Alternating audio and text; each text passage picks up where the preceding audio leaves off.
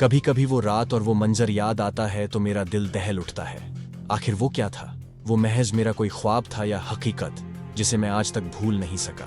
जब कभी वो वाक्य मेरे सामने आता है तो खौफ के मारे आज भी मेरे रोंगटे खड़े हो जाते हैं। उस रात की सारी घटना मेरी आंखों के सामने एक फिल्म की भांति चलने लगती है। भयानक और अंधेरी रात, ऊपर से सुनसान इलाका, बड़ा सा उजाड़ कमरा, फिर कंडक्टर की लाश का यूं मिलना। ना जाने उस रात क्या होने वाला था, लेकिन हम उस रात सच में बच गए। अगर वो ना होता तो शायद हम सब भी उस कंडक्टर के साथ अपनी जान से हाथ धो बैठते। तो बने रहिए हमारे साथ, ये कहानी आपकी रूह दहला देगी। लेकिन आगे बढ़ने से पहले हमारे वीडियो को लाइक और चैनल को सब्सक्राइब जरूर कर दीजिए। आप लोग हमारी इतनी मेहनत के लिए सब्सक्राइब नहीं करते हैं तो हमें बेहद निराशा होती है। तो कृपया हमारी इस मेहनत के लिए हमारे चैनल को सब्सक्राइब जरूर कर दीजिए ताकि आप लोगों के लिए ऐसी ही रोमांचक कहानियां लाते रहें। तो वीडियो स्टार्ट करते हैं। लगभग 20 साल पहले की बात है। मैंने अपने परिवार के साथ जयपुर घूमने का कार्यक्रम बनाया। बेटा बहुत दिनों से जिद कर रहा था कि पापा मुझे राजस्थान घुमाने के लिए ले चलिए। सो मैं उसकी बात मानकर उसे जयपुर घुमाने को राजी हो गया। मैं, मेरी पत्नी रीमा और बेटा संयम घर से जयपुर के लिए रवाना हो गए। हमने 2 दिन में पूरा जयपुर घूम लिया, लेकिन मेरे पास अभी 2 दिन की छुट्टी और भी बची थी।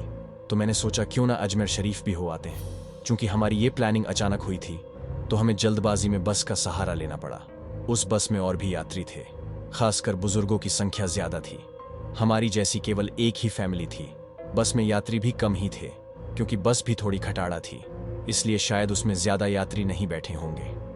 करीब रात के 8 बजे बस अपने गंतव्य की ओर रवाना हो चली। हम तीनों अपनी अपनी सीटों पर टेक लगाकर बैठ गए। संयम तो सो गया, लेकिन मुझे और रीमा को बीच बीच में हल्की हल्की झपकी सी आ जाती। एक तो वीरान और अनजानी जगह, ऊपर से खटाड़ा बस में मुझे अनकंफर्टेबल लग रहा था। ड्राइवर को भी शायद बहुत जल्दी थी गंतव्य तक पहुंचने की, इसलिए वो भी बस को तेज रफ्तार में भगाए चला जा रहा था। अंदर से डर भी लग रहा था कि कहीं वो बस को ठोक ना दे, क्योंकि अंधेरा घना था, साथ में सुनसान सड़क के किनारे जिन पर ना कोई घर दिख रहा था और सड़क पर भी इक्का दुक्का वाहन ही दिखाई दे रहे थे। कुछ बुजुर्गों ने ड्राइवर को टोका भी कि बस की रफ्तार जरा धीमी करो। कुछ समय तक तो उसने बस को धीमी रफ्तार में चलाया, लेकिन फिर कुछ देर के बाद उसने फिर से बस की रफ्तार बढ़ा दी। एक बुजुर्ग ने फिर से उस ड्राइवर को टोका कि बस की रफ्तार कम करो, लेकिन मना करने के बावजूद फिर से ड्राइवर ने रफ्तार बढ़ा दी। तब ड्राइवर ने जवाब दिया कि अंकल जी, जो मैं कर रहा हूं वो बिल्कुल ठीक कर रहा हूं। मैंने सुना है कि ये इलाका अच्छा नहीं है, बहुत ज्यादा खतरा है इस जगह, और हम इस इलाके को जितनी जल्दी पार करके आगे बढ़ जाएं उतना अच्छा।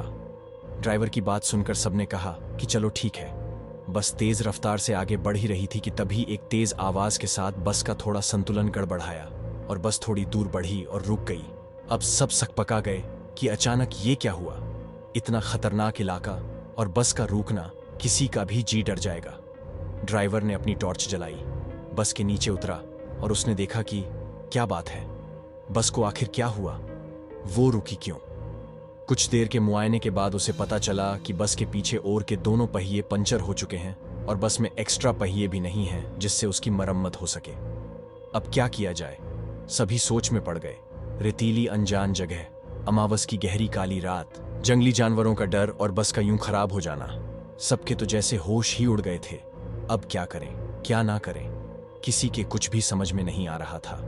तभी कंडक्टर को थोड़ी दूर एक रोशनी दिखाई दी। उसने सबसे कहा कि देखो वहां रोशनी दिखाई दे रही है, हो सकता है कि वहां कोई गांव हो, चलो सब वहां चलते हैं, शायद रात भर के लिए कोई सुरक्षित जगह मिल जाए। अगर एक कोठरी भी मिल गई तो सब वहां एक साथ बैठकर रात तो गुजार ही सकते हैं। सब कंडक्टर की बातों से सहमत हो गए। सबने अपना अपना सामान उठाया और चल पड़े उस रोशनी की ओर। जैसे ही हम सब उस रोशनी के नजदीक पहुंचे तो हमें एक बड़ी सी कोठरी दिखाई दी, जिसे देखने से लग रहा था कि वो कोई बहुत पुरानी सराय है जहां भूले भटके मुसाफिर ही रुकते होंगे। सब कोठरी के दरवाजे के बाहर खड़े हो गए। ड्राइवर ने हिम्मत करके दरवाजे की सांकल खटखटाई। एक बहुत ही बूढ़े व्यक्ति ने दरवाजा खोला। उनके सिर पर एक बड़ी सी पगड़ी थी, गले में पुराने जमाने का कोई आभूषण था, कानों में भी कुंडल पहन रखे थे। कुर्ते की ऊपर उन्होंने एक सदरी पहन रखी थी, कमर में धोती, पैरों में पुराने जमाने की ऊंट के चमड़े की बनी मोजड़ी पहन रखी थी और हाथ में एक बड़ा सा लठ ले रखा था। वो और उनका पहनावा बहुत ही अजीब लग रहा था। तभी कंडक्टर ने बड़ी हिम्मत करके कहा, ताऊसा, बस पंचर हो गई है। हम सबको रात गुजारने के लिए अगर आपकी कोठरी में थोड़ी जगह मिल जाती तो बड़ी मेहरबानी होती। उस कोठरी के मालिक बोले, डरने की जरूरत कोई ना है। ये सराय तो मैंने भूले भटके मुसाफिरों की मदद करने के लिए बनाई है। मैं चौधरी सुमेर सिंह और म्हारी घरवाली धन्नो ही मुसाफिरों का ख्याल रखते हैं। आप सब लोग भीतर पधारो, जो हम दोनों से बन पड़ेगा तो आपकी मदद करेंगे। कंडक्टर बोला, बहुत बहुत धन्यवाद ताऊसा, बड़ी मेहरबानी, जो इस अनजान जगह में आप हमारी मदद करने को राजी हो गए। चौधरी सुमेर सिंह बोले, इसमें धन्यवाद की बात है, ये तुम्हारा फर्ज है। म्हारे को बहुत खुशी हुई जो आप लोग म्हारे यहां पधारे। ये रहा पानी से भरा मटका, इस बड़ी सी डलिया में पूरियां रखी हैं और उस बड़ी सी बटलोही में आलू की तरकारी होगी। ये रहे पत्तल, और आप सब अपना खाना परोस लीजिए। महिलाएं धन्नो के पास चली जाए और पुरुष मेरे साथ आ जाएं।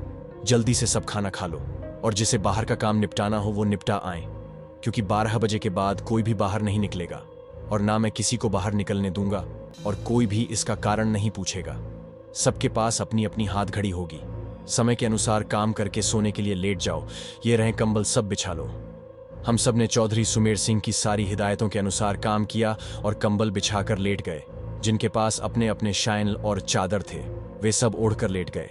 चूंकि मेरे पास ओढ़ने वाला बड़ा कंबल था, इसलिए मैंने बेटे को अपने साथ सुला लिया और मेरी पत्नी औरतों के साथ अपना शायनल ओढ़कर लेट गई। चौधरी जी ने एक बार फिर सबको बाहर ना जाने की हिदायत दी और सबको सोने के लिए कहा।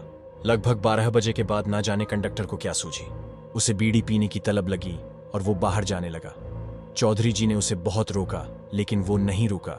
कंडक्टर के बाहर जाने के बाद चौधरी जी ने जल्दी से कोठरी के किवाड़ बंद किए और साथ में पटरे की मदद से किवाड़ को मजबूती से बंद कर दिया कि कोई भी भीतर ना आ सके, और सारे रोशनदान और खिड़कियों को भी बंद कर दिया।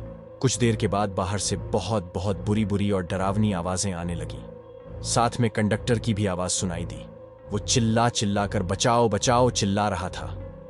कोठरी के कुछ लोग कंडक्टर की मदद के लिए बाहर जाने लगे, लेकिन चौधरी जी ने उन्हें ये सब कहकर रोक दिया कि अगर सब बाहर गए तो सर्वनाश हो जाएगा। वो शैतान अगर भीतर आ गया तो हम में से कोई भी जिंदा नहीं बचेगा। सब अपनी जान के विषय में सोचकर पीछे हट गए। फिर चौधरी जी ने सबसे कहा कि सब अपनी अपनी जगह पर लेट जाएं और उनकी बात मानना हम सबकी मजबूरी थी।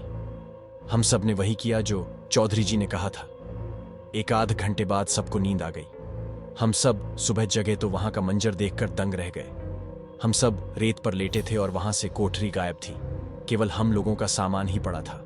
वहां 2 समाधियां बनी थीं, जिन पर चौधरी सुमेर सिंह और धन्नो सिंह लिखा था।